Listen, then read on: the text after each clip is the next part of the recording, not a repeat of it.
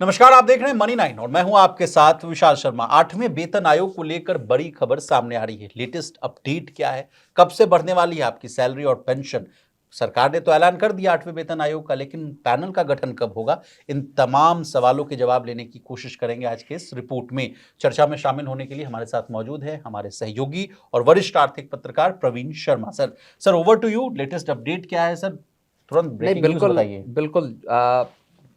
लाखों कर्मचारी और पेंशनर इंतजार इस बात का कर रहे हैं कि कब 8वें वेतन आयोग की सिफारिशें आएंगी, कब उनकी सैलरी और पेंशन बढ़कर मिलेगी। जी अब उसमें सबसे बड़ा मसला क्या अटका हुआ, पेच क्या अटका हुआ था?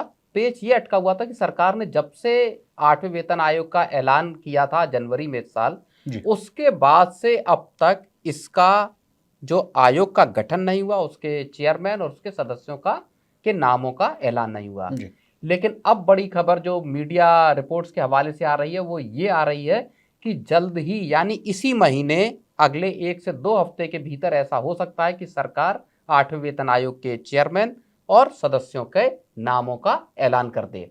जी प्रवीण सर, ये भी कहा जा रहा है कि पैनल गठित होगा तो तुरंत काम करने की भी बात सामने आ रही है, तो क्या फटाफट काम होने की बात हो रही है नहीं, क्या? बिल्कुल। देखिए, जो हमारे पिछले एक्सपीरियंसेस हैं वेतन आयोगों को लेके, चाहे 7वां वेतन आयोग है, 1 साल का वक्त कम से कम लग जाता है वेतन आयोग के गठन के बाद उसकी सिफारिशों के आने तक। और फिर उसके इम्प्लीमेंट बाद होने तक। उसके बाद सरकार उनको अप्रूव करती है और फिर इम्प्लीमेंट किया जाता है। अब यहाँ बात यह है कि 1 जनवरी 2026 से इसको इम्प्लीमेंट करने की बात है। जी तब से एम्प्लॉयज़ की सैलरी बढ़कर मिलेगी। तो 5 महीने गुजर भी और गए इस साल के। जनवरी के बाद लगभग 3-4 महीने और निकल जाएंगे। मई से अगर आप अगले मई तक ले लें तो मई तक आयोग की रिपोर्ट आएगी, सिफारिशें आएंगी। उसके ओके। बाद सरकार का को वक्त लगेगा उसको जांच करने में या उसमें पूरा जी गो जी थ्रू करने में। उसके बाद हो सकता है कुछ बदलावों की बात आए।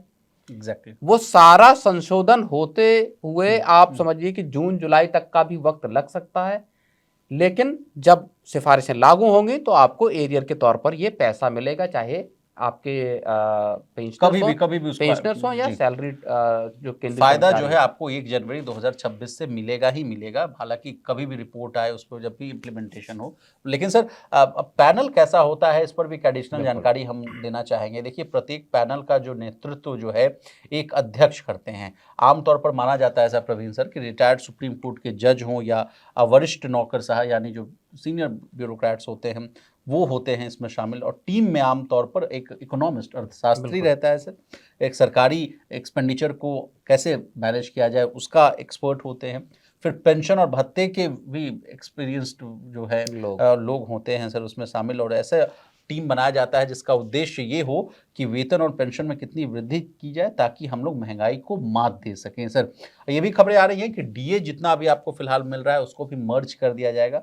तो तमाम तरह की बातें सामने आ रही हैं, लेकिन फिटमेंट फैक्टर को लेकर भी कुछ जो असमंजस है उसको भी हम दूर करेंगे। सर, आपको क्या लग रहा है कि अनुमान जितने भी मीडिया रिपोर्ट्स हैं कि कितनी सैलरी में वृद्धि हो सकती है? नहीं, देखिए, जो अलग अलग जो जिन लोगों से हमारी भी बात जी होती है उन सबका कहना है कि लगभग 32% 35% की का इजाफा सैलरी में कम से कम होना चाहिए। जी तो न्यूनतम सैलरी भी बढ़कर 55-60 हज़ार रुपये पे पहुंचने की बातें ऐसी कही जा रही हैं। जी जाहिर तौर पर 10 साल पहले 7वां वेतन आयोग आया था और जी उसके बाद अब नया आयोग गठित हुआ है। इस बीच में आप जो लोगों के लिविंग खर्च हैं, जो जी रहने के खर्च हैं, महंगाई है, दूसरे बच्चों की पढ़ाई लिखाई के खर्च हैं, उस सब में बेतहाशा बढ़ोतरी हुई है। उस सब चीज़ों को एकोमोडेट करना होगा सरकार को या 8वें वेतन आयोग को, जी और उनको समाहित करना होगा जब वो अपनी सिफारिशें रखेंगे। जी तो जो लाखों कर्मचारी हैं केंद्र सरकार के, जी उनके हितों का इसमें ध्यान रखा जाएगा, इस तरह की उम्मीद है। और जो कर्मचारियों के संगठन है वो भी लगातार अपनी बात रख रहे हैं, अपनी मांग रख रहे जी हैं, जी अपनी तरफ से अपने रिप्रेजेंटेशन सरकार के सामने रख रहे हैं कि हमारी वेतन में इतनी बढ़ोतरी की जानी चाहिए। जी इसमें विशाल एक और मसला भी है। Please sir. जब वेतन आयोग का गठन होगा, उसके बाद जब सिफारिशें लागू होंगी, उसके बाद इम्प्लीमेंटेशन होगा, तो ये केंद्रीय कर्मचारियों के लिए होगा। जी, उसके बाद इसके बाद राज्यों में ये बात जाएगी तो आप समझिए कि 1-1.5 साल का वक्त और सभी लगेगा। राज्यों को उसमें को अपनाने में लगेगा। अपनी तरफ से क्या ट्वीक करते हैं, किस तरह के राज्यों में 8वें वेतन आयोग की सिफारिशें किस रूप में और शक्ल में लागू होंगी, वो देखना होगा। और उसमें एक और चीज भी है जी, राज्यों ने अभी हाल में ही सरकार से ये मांग की है कि जो 8वें वेतन आयोग का गठन हुआ और जो उसकी सिफारिशें हैं उसमें उनका दखल होना चाहिए, उनकी बात सुनी जाए, उसके बाद 8वें वेतन आयोग की किसी भी सिफारिश को लागू किया जाए। जी। यानी राज्य ये चाहते हैं कि जब आप 8वें वेतन आयोग की सिफारिशों को लागू करें या लेकर आए पहले हमसे तो बात कर पहले लें। हमसे बात करें, हमारे खजाने पर नजर डालें कि हमारे खजाने पर कितना बोझ इससे पड़ने वाला है। चलिए, तो ये एक राज्यों का इसमें एंगल बेहद महत्वपूर्ण है। क्या राज्य इसमें अड़ंगा डालेंगे? क्योंकि केंद्र सरकार का जब 7वां वेतन आयोग लागू हुआ था जी, तो एक साल में उसकी कॉस्ट जो बैठ रही थी वो 1 लाख करोड़ रुपए के आसपास तब बैठ रही थी, जी, जब 2015 के अराउंड आया था। जी, अब जब नया वेतन आयोग आएगा, वो जब लागू होगा तो उससे केंद्र सरकार के खजाने पर ही कितना बोझ पड़ेगा ये देखना होगा, जी। और राज्यों के खजानों पर कितना बोझ पड़ेगा ये भी देखना होगा। खजाना पर बोझ पड़ेगा ही पड़ेगा सर, क्योंकि कहा जा रहा है कि बेसिक सैलरी में 40 से 50% का इजाफा हो सकता है। फिटमेंट फैक्टर जिसके आधार पर जो कैलकुलेशन होता है सर, वो कहा जा रहा है कि 2.28 से लेकर 2.86 के बीच हो सकता है। अगर मान लीजिए इस बेसिस पर इस आधार पर अगर हम लोग कैलकुलेशन करें प्रवीण सर, तो मान लीजिए कि अगर न्यूनतम बेसिक सैलरी 20,000 है तो नई सैलरी जो है 46,600 से लेकर 57,200 रुपये तक पहुंच सकती है।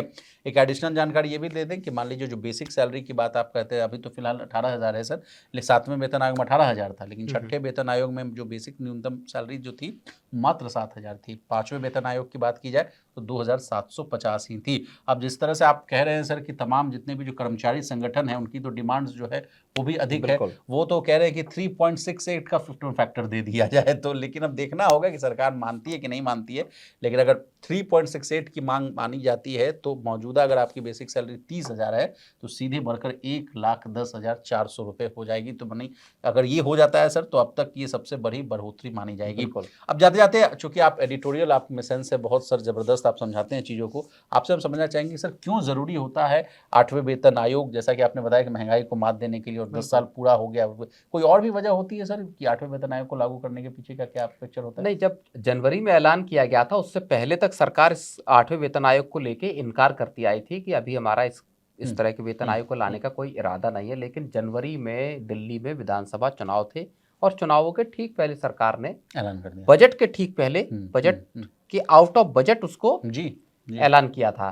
तो अब एक उसका पॉलिटिकल एंगल माना जाता, दूसरा वाकई लंबे वक्त से कर्मचारी संगठन इस बात की मांग कर रहे थे कि अब चूंकि इतना वक्त गुजर गया है, सरकार को 8वें वेतन आयोग का गठन करना चाहिए और कर्मचारियों के हितों, उनके परिवारों के हितों को देखते हुए, महंगाई को देखते हुए, बाकी जिस तरह के खर्चे बढ़े हैं उसको अगर आप क्लब कर लेंगे तो वाकई 8वां वेतन आयोग लागू किया जाना या उसका गठन किया जाना वो एक वक्त की अनिवार्यता या वक्त की जरूरत हो रही थी। जी, बहुत शुक्रिया प्रवीण सर, आपने तमाम मसलों को आसान भाषा में समझाने की कोशिश की। इसी तरह देश, दुनिया और बिजनेस जगत से जुड़ी तमाम ताजा तरीन खबरों के लिए बने रहिए हमारे साथ और देखते रहिए मनी9।